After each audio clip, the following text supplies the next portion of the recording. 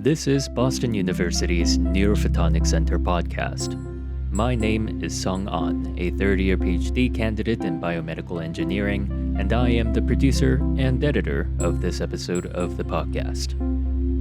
This episode, we talk about conferences. We discuss everything from what it is and what happens during them to the travel logistics, various types of conferences, and why it might be a good idea to attend one in the first place. We want to thank the NOVA conference for reaching out and giving us this episode idea. More information on them later in the episode. That said, thank you for tuning in, and please enjoy the episode.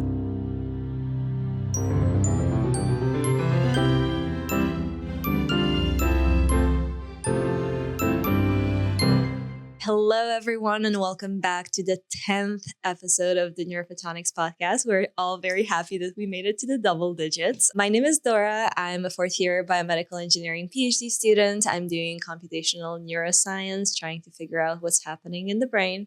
And I'm here with my co-host. Sudan Duwari, also fourth-year biomedical engineering PhD candidate, and I work in selective attention, hearing, brain-computer interfaces, and good stuff. Yeah, that's awesome. So we were thinking before we, get into the theme of this episode, which will be focused on conferences and workshops, we'll give a little bit of an update on what's happening in our lives. So Sudan, you had something that you wanted to share here. Yeah, I'm very excited. Recently got internship offers for the summer. And stay tuned. Next episode is going to be about internship hunt, how to go about it, how to build resumes, what kind of help BU Neurophotonics Center and Boston University's Career Development Services have to offer in general for the internship hunt. Yeah, so what are you looking forward to? Anything you've been up to? Really exciting? Yeah, so in January, my elementary school teacher actually invited me to give a talk for her university students. She's now a counselor and works with them. So I gave a talk on my scientific journey, how I got to do the internship that I did in the past, how I did semesters abroad, etc. How just how I ended up in the situation where I am. And I was just giving out different types of advice. And it was a really, really rewarding experience. That sounds amazing. Yeah, congrats. It was awesome. So today we are here to talk a little bit about conferences, workshops, what they entail. So Sudan, do you want to take it away with the definition of, a conference from the point of view of a PhD student? Yeah, absolutely. So conference is usually a large gathering of people. In our context, we're scientists, so it's a large gathering of scientists. We're in Neurophotonics Center, so it's often neuroscientists, biomedical engineers, and anybody, even industry officials, industry people, anybody who is related with science and research and making research happen. So it could be technology engineers from industries, but most of the times it's about the science and scientists. A lot of the scientists with their PhD students and undergrads, and everybody comes to the venue with comically large piece of paper called poster, and we fit entire research that we have done up until that point for the specific project in a big paper for everybody to come and give feedback, learn about your work, and network as well. So that is the simplest definition of conference I can gather in my mind right now. Anything you would like to add? Just nothing specific, but general, what conference is? I just maybe want to emphasize the breadth and variety of conferences that are out there. For our field in neuroscience, Society for Neuroscience is definitely the biggest conference that happens once a year. They usually rotate between different locations depending on the year.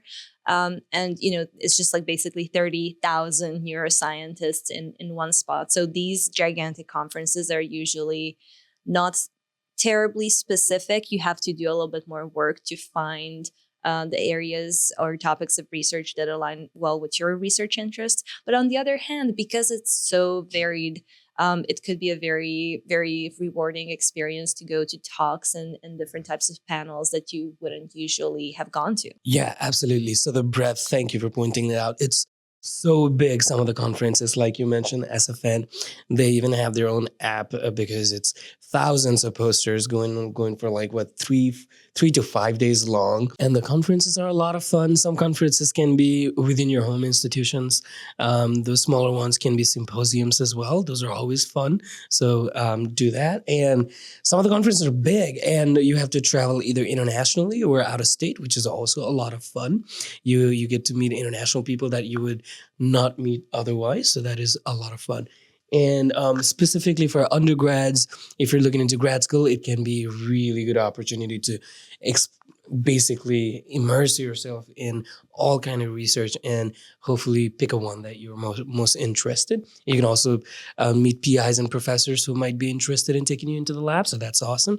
For early career PhD students, you can get a lot of inspiration to bring back to your project. And for late career PhD students, it could be for getting industry jobs because there are a lot of industry people, or getting a postdoc. Or if you're a postdoc, then getting a professorship. It's all good stuff. I just wanted to stop for a second because you did mention undergrads going to conferences and, exploring different labs and different research areas. So this episode will focus on scientific conferences, but I did want to make a note of that there are conferences specifically for undergraduate students looking to get into PhD programs. One of them is called ABRCAMS. The second one is called SACNAS. So these are usually for minority students. So these are the ones that I am familiar with and that where I have represented Boston University. And you as a PhD student go table there and talk to prospective students who would be interested in getting into your program. For example, this year, they also have a little poster session.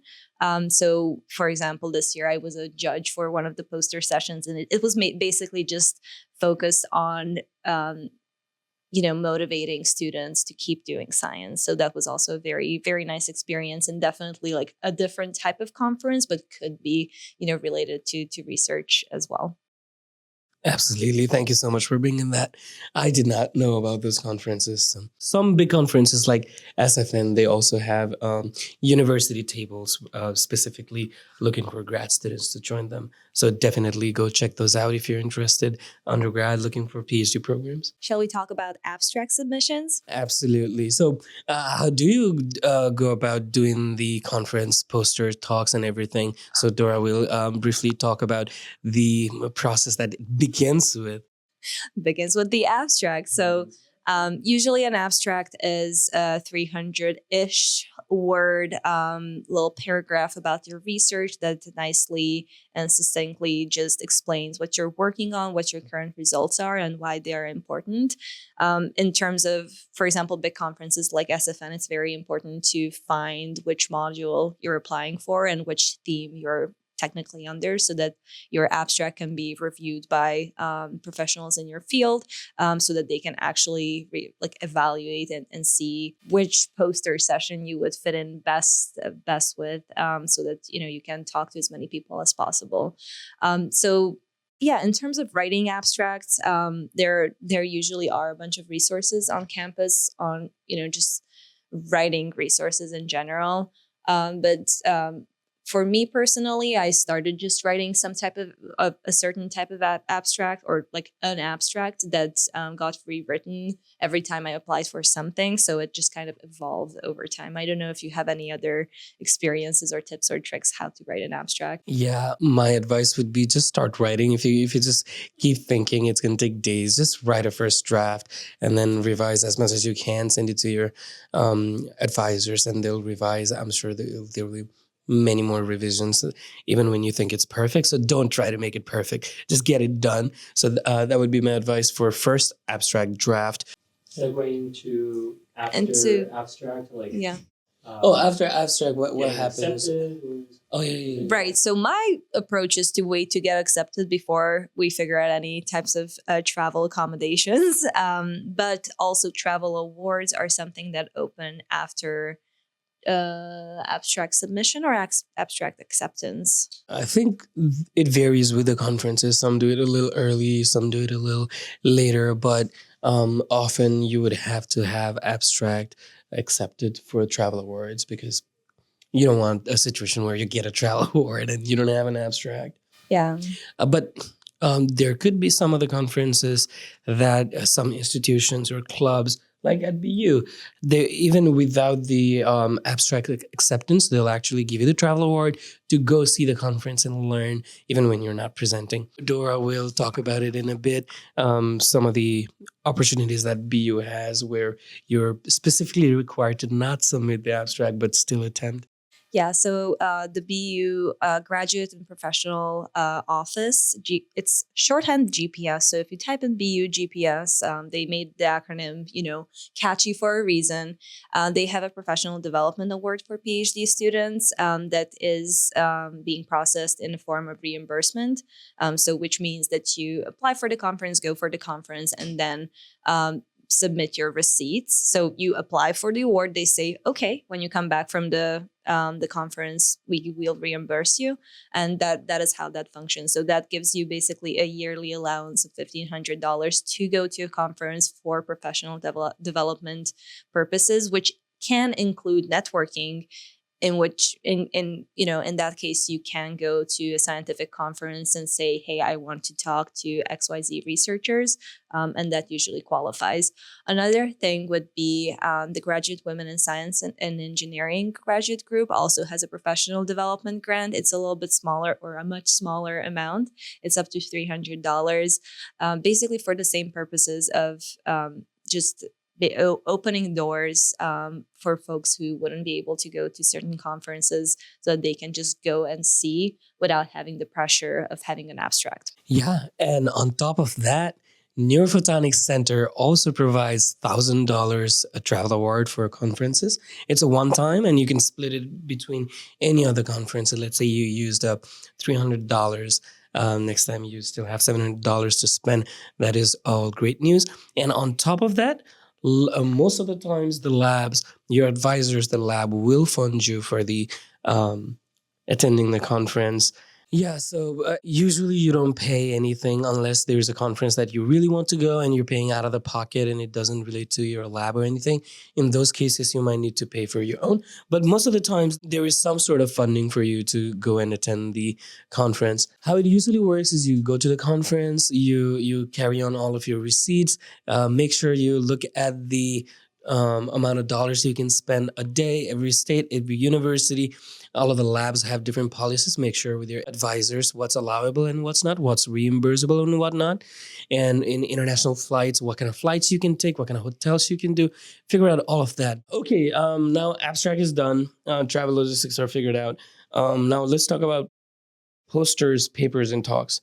Right. So in terms of posters, your university usually does provide some type of poster template. You can reach out to people from your lab or from your cohort.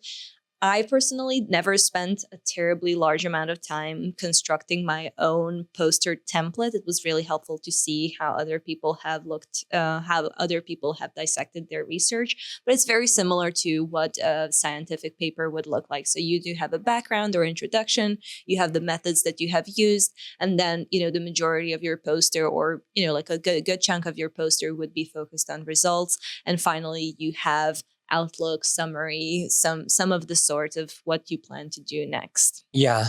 So like Dora said, just to reiterate, do not start from scratch and making your own template. You can find templates online.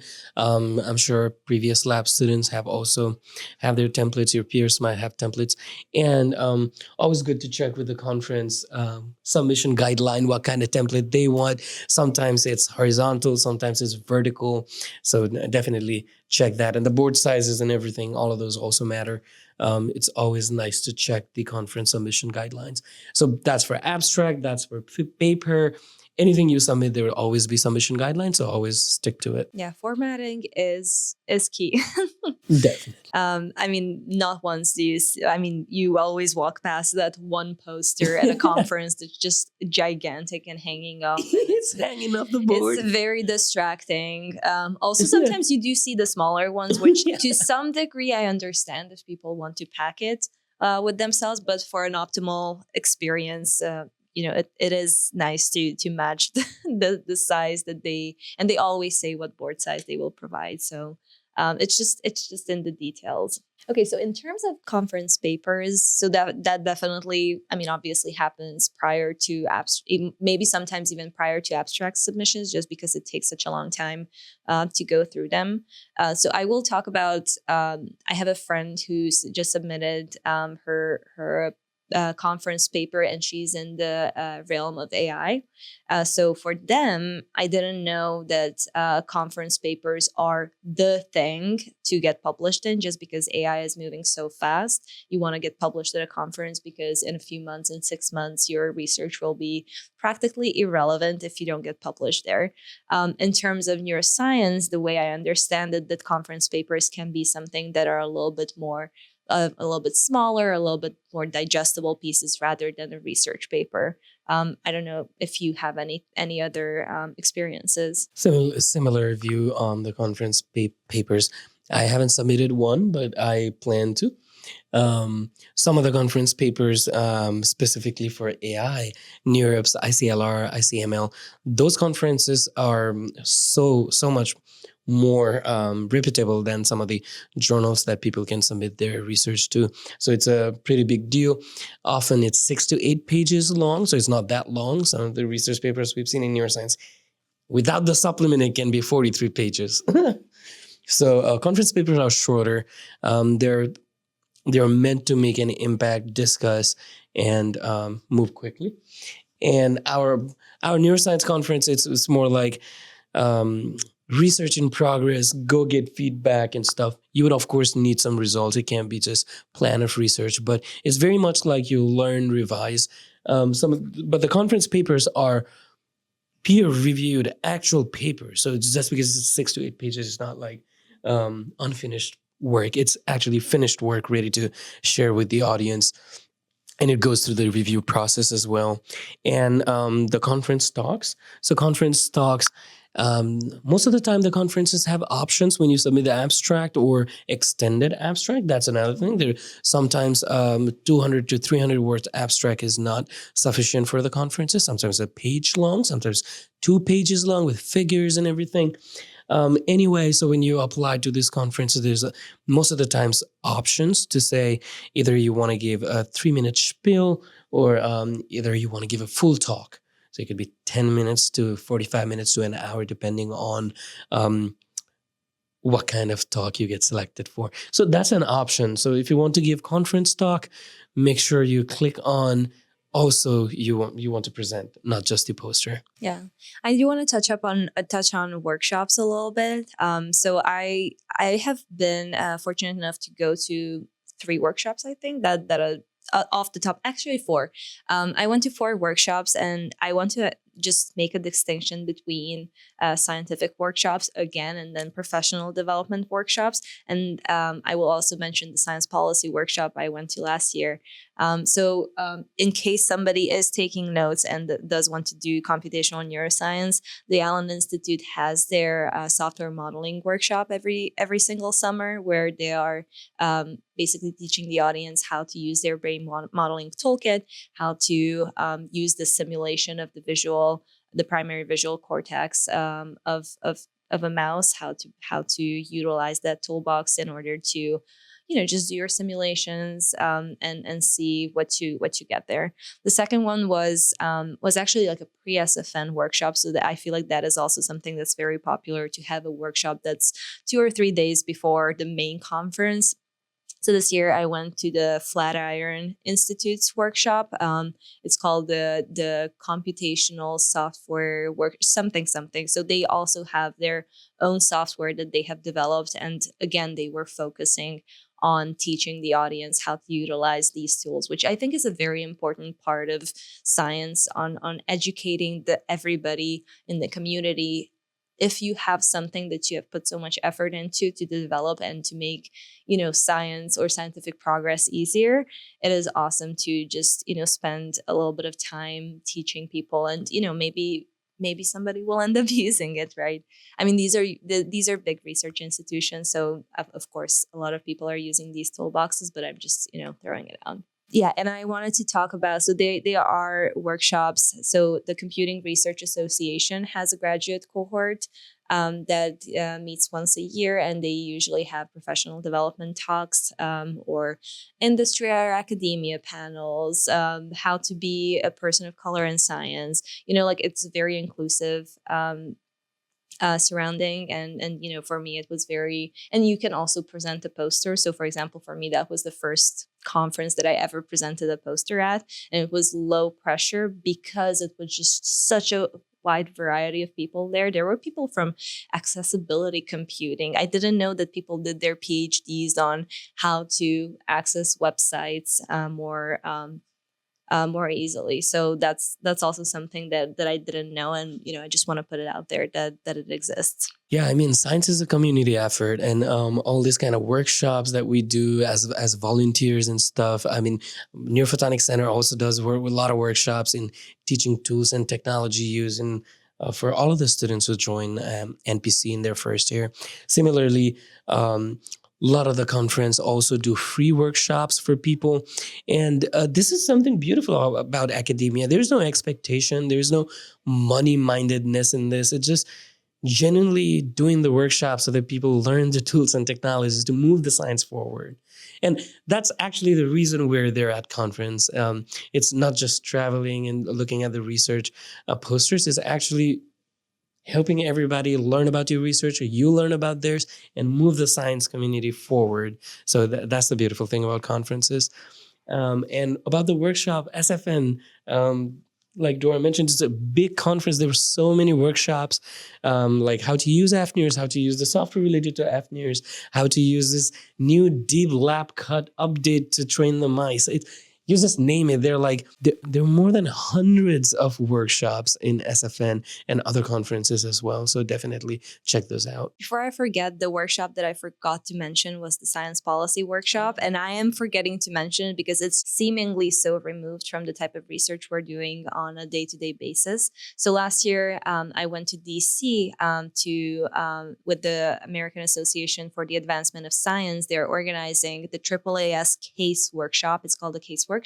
They invite graduate students from all over the US, and they are training you how to advocate for science with Congress. And this workshop ends by everybody visiting the Hill, everybody talking to staffers from senators and representatives' offices. So you're basically just put into this world of politics suddenly. So I feel like we're not as used to just hearing the political side of science. However, in order to fund science, you need to advocate for it. So there's a whole world out there of science policy advocates who are working with House representatives, or senators, who are just emphasizing why science is important.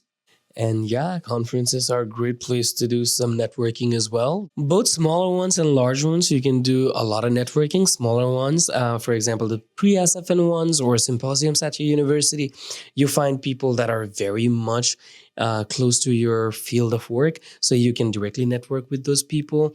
And if you want to branch out, bigger conferences are just the right place to do that. For example, your research is in neuroscience and you're trying to go into more AI field. You could stop by at the posters that talk about AI, and then get yourself introduced to them, get introduced to professors and a lot of industry professionals as well. So networking is also a major thing in conferences. There are dedicated networking hours. There are dedicated networking socials for grad schools, for undergrad community, for job hunt, for postdoc, for professorship, you name it. There are a bunch of different networking opportunities. And sometimes when you're presenting posters, industry professionals or professors that you're interested to work with might actually stop by your poster. Or if not, I shamelessly did this. I'm just sharing with you. If I want a professor to really look at my poster and I don't know them, I would just go up to them, introduce myself to them and be like, yeah, I do have a poster. Do you want to come by? And I would love your feedback. That has also worked pretty well. And sometimes the industry professionals have also stopped by at the poster. And I would ask them, can I add you on LinkedIn? And then immediately I have them on LinkedIn. So because of the familiarity, next time I would be more comfortable of asking to get an introduction or referral. And another technique to network that I did not think of, I saw it on somebody's poster and I immediately adopted, is actually having your LinkedIn QR code on the posters on bottom left or bottom right or somewhere. And a lot of people also add the QR to the relevant papers that they recently published. Let's say it's a published paper, and then by the time you got to the conference, the paper is already out. You can put the QR off the paper. You can put the QR off your LinkedIn and all of those things. Some people find it very useful to put the business cards and just stick it with the thumb pin on their posters. That's also pretty good. And so if you're specifically looking for internship jobs and stuff like that, I have also seen people put it on their poster that they're looking for the job. Not directly on the poster, but on the side, on the blank space, on the board, like some sort of paper. So those are all the networking stuff I saw. And definitely whenever you visit the poster, introduce yourself, don't be shy, and ask to connect on LinkedIn. That's how you form the connections. And who knows? I mean, they could be your readers for the next research article. They could be somebody who could refer you, or you could be somebody who refers them. All good stuff. Yeah, I just wanted to add in terms of the networking piece is that it seems daunting at first, but you will pick up the skills on how to connect with people. And the best part of it is that you don't have to lose yourself in the process. You can still be you. You just learn what questions to ask or how to ask them in order to actually like make a meaningful connection. Yeah, thank you so much, Dora, for saying that. That's really important. Yeah, and with that, we would love to give big shout outs to the NOVA conference. NOVA conference is actually the Neuroscience of Vitality and Aging. It's New England's premier brain aging conference. It's going to take place on April 25th at 9 a.m. to 5 p.m. at Harvard University. And I'm looking at it. They have 500 attendees. They have early career founders, advocates, PIs, investors. It is truly looking like a very impressive conference and a very exciting day for the Boston neuroscience community. So I hope a lot of you will be able to make it. And thanks, Nova, for inspiring this episode. Thank you, Nova, and thanks everybody for tuning in for today's NPC's 10th episode. So exciting. Yeah, it's just really nice working with everybody. If anybody's interested in, becoming a presenter, Sudan and I will hopefully graduate in the next few years.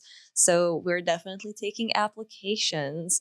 So NPC students, don't be shy. Reach out to us, and you can also co-host or be behind the camera or edit the videos. Or if you have a suggestion on who we should interview next, we have both forums available on the Neurophotonics website. And like we give a shout out to Nova, we're always happy to give a shout out to conferences, workshops, anything that would move the science forward. So feel free to reach out if you want us to shout out your events, conferences, anything related to science. Bye. Bye.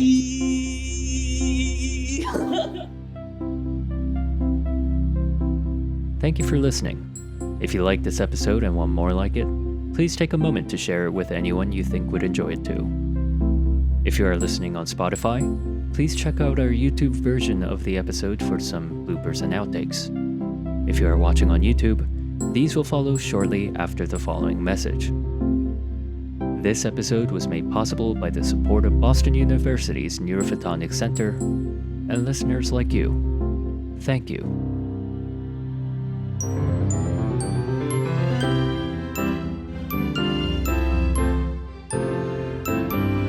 Can't believe we're in Neurophotonics Center podcast episode 10. Is it episode 10? It is episode 10. We're in the double digits.